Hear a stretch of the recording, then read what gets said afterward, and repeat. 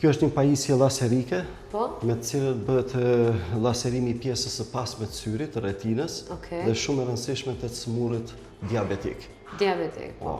Kjo është një trajtim i domosdoshëm që në kohët moderne unë mendoj që harrohet shpesh që t'ju referohet pacientëve diabetik, jo vetëm këtu, po edhe në shtetet e jashtme, pasi me zbulimin e injektimeve intravitrale, atëherë theksi është vendosur te injektimet, ndërsa pastaj shumë shpesh harrohet që të pacientit t'i rekomandohet laserimi i pjesës së retinës, që është shumë e rëndësishme për parandalimin e komplikimeve. A është e dëmshme?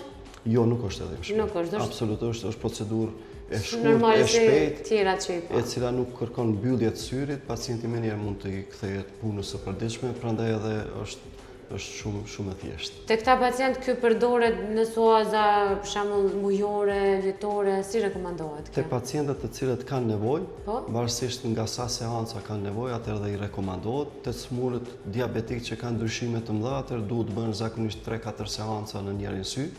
Brenda vitit. Ajo pastaj periudha sa shpesh përcaktohet nga mjeku. Varësisht prej gjendjes. E mira e trajtimeve laserike është se ky trajtim mbetet për tërë jetën aty. Trajtimi me injektimi zgjat efekti 4 javë, 6 javë dhe pastaj nuk ka efekt, ndërsa mbrojtja me laserim është e përjetshme.